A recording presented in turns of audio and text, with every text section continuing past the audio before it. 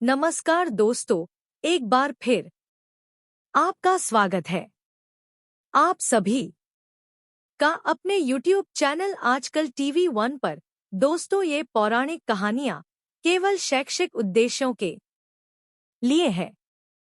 दोस्तों, अगर वीडियो अच्छी लगे तो लाइक, शेयर और सब्सक्राइब जरूर करें। दोस्तों, आज की वीडियो में बताया गया है कि द्रौपदी के मना करने के बाद सूर्यपुत्र कर्ण का विवाह किस कन्या से हुआ। दोस्तों, महाभारत का जिक्र कर्ण के बिना अधूरा है।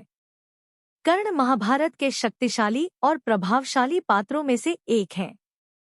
कर्ण पांचाल की राजकुमारी द्रौपदी से विवाह करना चाहते थे, लेकिन कर्ण से द्रौपदी का विवाह नहीं हो सका। कर्ण का विवाह किस कन्या से हुआ, आइए जानते हैं। दोस्तों, महाभारत में कर्ण इतने शक्तिशाली पात्र नजर आते हैं कि कर्ण के बिना महाभारत की कथा अधूरी मालूम पड़ती है।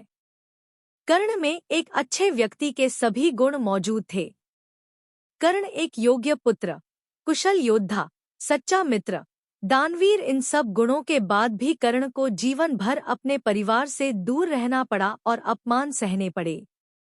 लेकिन इसके बाद भी कर्ण धैर्य और संयम का त्याग नहीं किया। तब भी जब स्वयं इंद्र उनके कुंडल और कवच लेने स्वर्ग से धरती पर आते हैं, पीड़ा सहते हुए कर्ण हंसते हंसते अपने कुंडल और कवच इंद्र को दे देते हैं।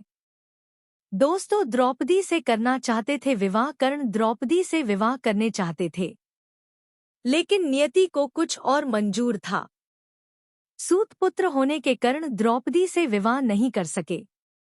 द्रौपदी से विवाह न हो पाने का दुख उन्हें भारी पड़ने लगा।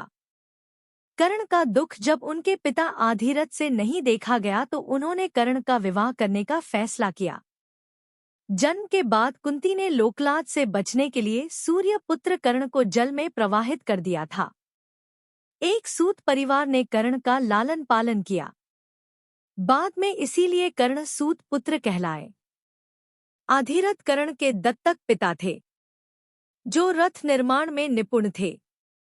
दोस्तों, दुर्योधन के सारथी की बहन से हुआ विवाह। कर्ण के पिता ने विवाह के लिए एक योग्य कन्या की तलाश आरंभ की।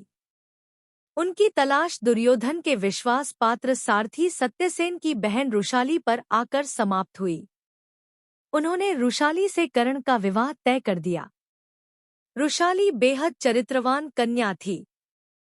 दोस्तों, कर्ण ने नहीं टाली पिता की बात। जब कर्ण के पिता ने रुशाली से विवाह करने का प्रस्ताव रखा तो कर्ण ने तुरंत ही पिता की आज्ञा को स्वीकार कर लिया। कर्ण एक योग्य पुत्र भी थे।